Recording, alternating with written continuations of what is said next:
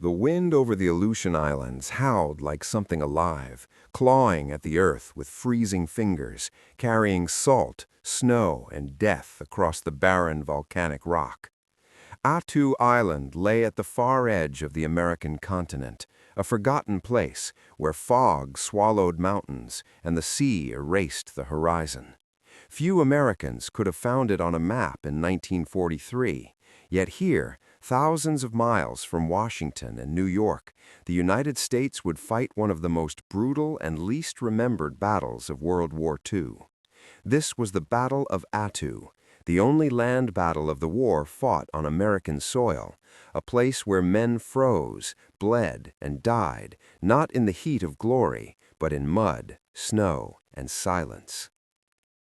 The story began months earlier, in June 1942, when the Japanese Empire launched a daring and calculated operation in the North Pacific. While the world focused on Midway, Japanese forces moved quietly toward the Aleutian chain, striking at Dutch Harbor and then landing troops on the remote islands of Kiska and Attu. For the first time since the War of 1812, foreign soldiers occupied American territory. The Japanese landing force on Attu, led by Major Yasuyo Yamasaki, encountered little resistance. The island was sparsely populated, home to a small Aleut community and a handful of Americans. Those civilians were captured, displaced, or killed. Attu fell without a battle, but its capture carried enormous symbolic weight. The United States could not tolerate enemy boots on its soil, no matter how remote that soil might be. For months, Attu remained under Japanese control, shrouded in fog and secrecy. The island itself was a nightmare landscape. Jagged mountains rose abruptly from the sea, cut by narrow valleys filled with muskeg that swallowed men up to their waists. Snow fell even in spring, and sudden storms could blind entire units in minutes. There were no trees for cover, no roads, no comfort of any kind. The Japanese fortified the high ground, digging into ridges and passes, building concealed positions that blended seamlessly into the rock. Major Yamasaki understood the terrain well. He knew he could not expect reinforcement or evacuation.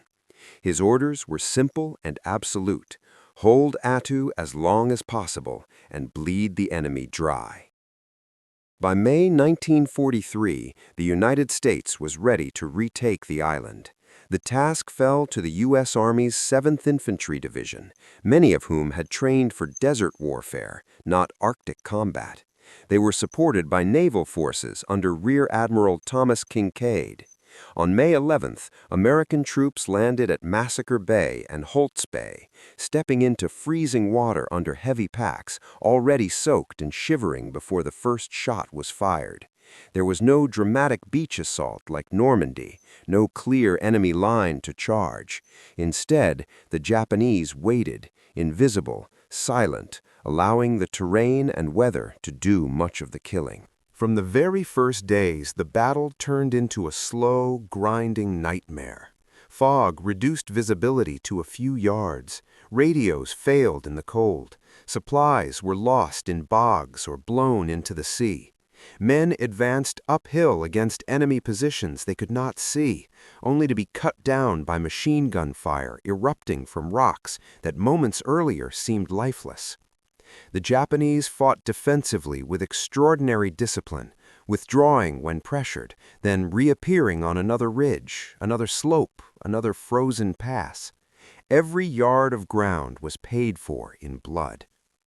American commanders struggled to coordinate attacks in terrain that defied maps and logic. Colonel Edward Earle, one of the regimental commanders, was killed early in the battle by Japanese sniper fire, a sobering reminder that rank offered no protection on Attu. Frostbite cases mounted rapidly. Trench foot, hypothermia, and exhaustion crippled units as effectively as enemy bullets. Medics worked tirelessly, often under fire, carrying wounded men across miles of mud and snow. Some soldiers froze to death before they could be evacuated. Others lay wounded for hours, unheard in the fog. The Japanese defenders fought with a grim understanding of their fate. Cut off, undersupplied, and outnumbered, they nevertheless inflicted heavy casualties. Snipers picked off American officers and radio operators. Mortar fire rained down from unseen positions. At night, Japanese patrols crept close to American lines, probing, listening, sometimes launching sudden attacks that vanished back into the darkness. The psychological strain on both sides was immense. Sleep was rare, fear was constant. The island seemed to consume men, swallowing bodies into mud and snow, leaving no trace. As the days dragged on, American forces slowly pushed inland, capturing key ridges at tremendous cost. One of the fiercest struggles centered on Fish Hook Ridge, a natural defensive position overlooking Massacre Bay. The Japanese had fortified it expertly, and repeated American assaults were beaten back with heavy losses. Eventually, through artillery, naval gunfire, and sheer persistence, the defenders were forced to withdraw. Each victory felt hollow. The dead were everywhere. The wounded overflowed aid stations. Morale wavered, held together only by discipline and the knowledge that retreat was not an option. Major Yamasaki continued to direct the defense with calm determination.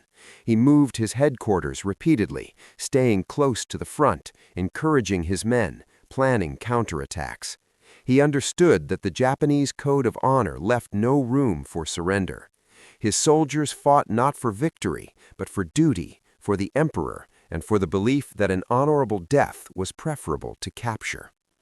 As American pressure increased and supplies dwindled, Yamasaki prepared for a final act of defiance.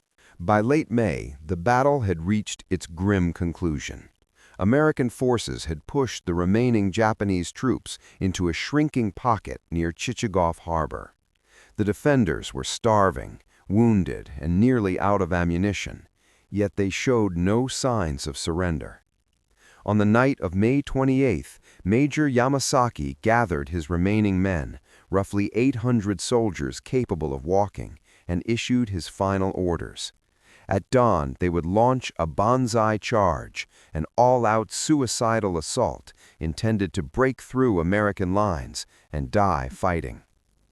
In the early hours of May 29, as fog clung low to the ground, the Japanese attack erupted with terrifying suddenness. Shouting, charging, firing rifles, and swinging bayonets, Yamasaki's men smashed into the American positions near Engineer Hill. The assault overwhelmed frontline units, turning organized defenses into chaos. Hand-to-hand combat followed, brutal and desperate. Men fought with rifles, pistols, knives, and fists. Medics, cooks, engineers, and artillerymen were pulled into the fighting as the Japanese surged forward. For hours, the battle dissolved into a series of savage close-quarters encounters. There was no room for tactics, no time for mercy. Eventually, American firepower and numbers prevailed.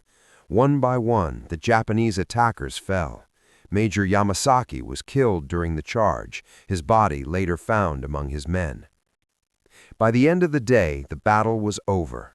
Of the roughly 2,500 Japanese soldiers on Attu, only 29 were taken alive. The rest were dead. The cost to the Americans was staggering.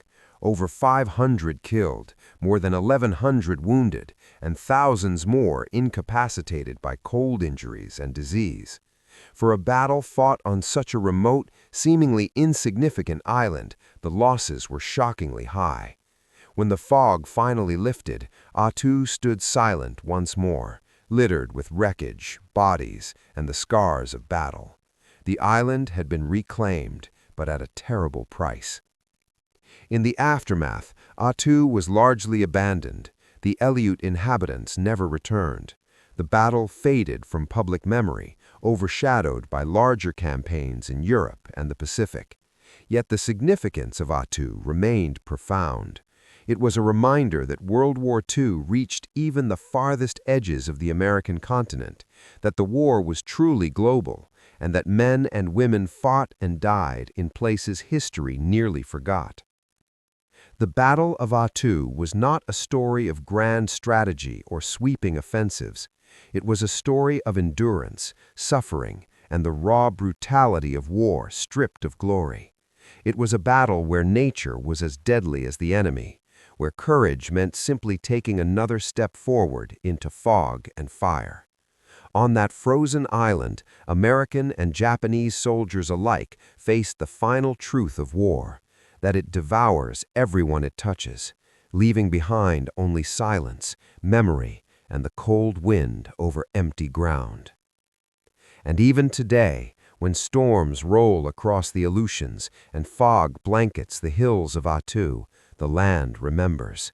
Beneath the tundra lie the echoes of boots, the crack of rifles, the cries of the wounded, and the final charge of men who knew they would not return. This was the war on American soil. This was the Battle of Attu.